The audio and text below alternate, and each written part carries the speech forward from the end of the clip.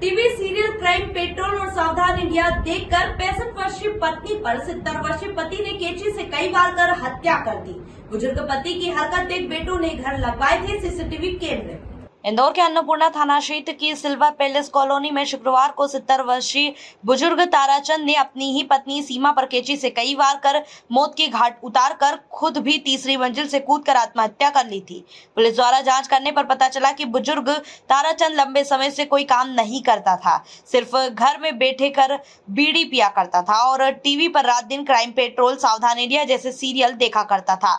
वहीं बुजुर्ग ताराचंद की इस हरकत को देखते हुए परिजनों ने घर के हर कमरे में सीसीटीवी कैमरे लगवा रखे थे।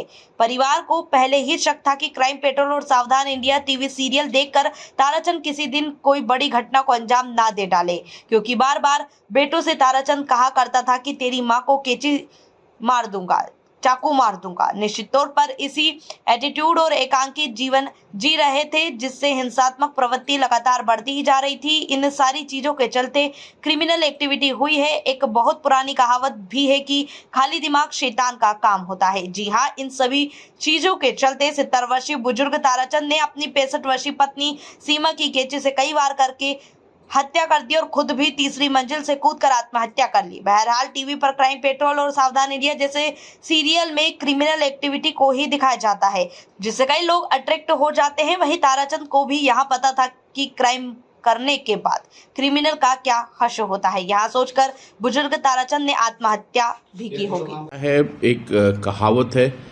खाली दिमाग शैतान का काम। तो ये ताराचंद जो खत्री थे वो पिछले 20 साल से कोई काम नहीं करते थे, घर पे ही रहते थे।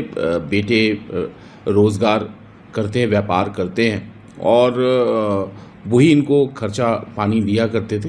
ये रेगुलर बीड़ी पिया करते थे और ड्रिंक किया करते थे और लगातार मोबाइल पर और टीवी पे क्राइम पेट्रोल और सावधान इंडिया जैसी चीज़ें देखा करते थे और हिंसात्मक जो प्रवृत्ति थी वो लगातार तेज़ी से इनमें बलवती हुई थी पिछले कई वर्षों से। इसलिए घर वालों ने हर कमरे में सीसीटीवी कैमरा भी लगा रखा था कि कहीं कोई ये घटना ना कर दे, क्योंकि ये बार बार ये कहा करते थे कि मैं चाकू मार दूंगा, कैंची मार दूंगा तुम्हारी माँ को। ये बार बार ये कहा करते थे। निश्चित तौर पे यही जो उनका एटीट्यूड था, एकाकी जीवन जी रहे थे और हिंसात्मक प्रवृत्ति बढ़ रही थी। ओल्ड एज था, ही वॉज 70 ईयर्स ओल्ड।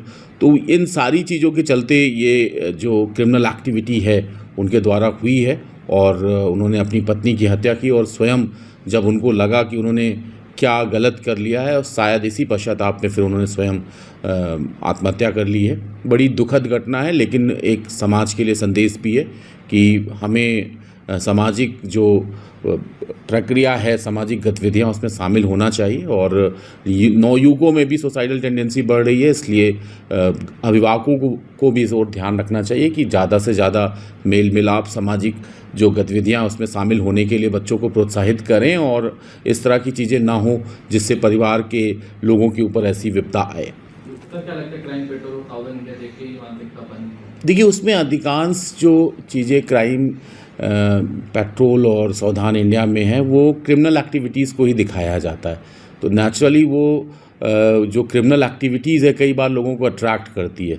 संभवतः उनका ये पक्ष बलवती रहा होगा कि क्रिमिनल जो एक्टिविटीज़ दिखाई जाती है इन धारावाहिकों में, इन सीरियल्स में, वो उनको कहीं ना कहीं मोटिवेट करता होगा, क्योंकि वो खुद हिंसात्मक प्रवृत्ति के व्यक्ति थे।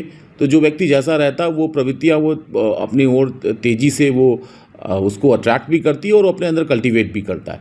संभवतः यही मनोविज्ञान था जो ताराचंद खत्री ने अपनी पत्नी की हत्या की। लेकिन वो सावधान इंडिया और क्राइम पेट्रोल देखते थे, उन्हें पता था कि क्रिमिनल का क्या हश्र होगा।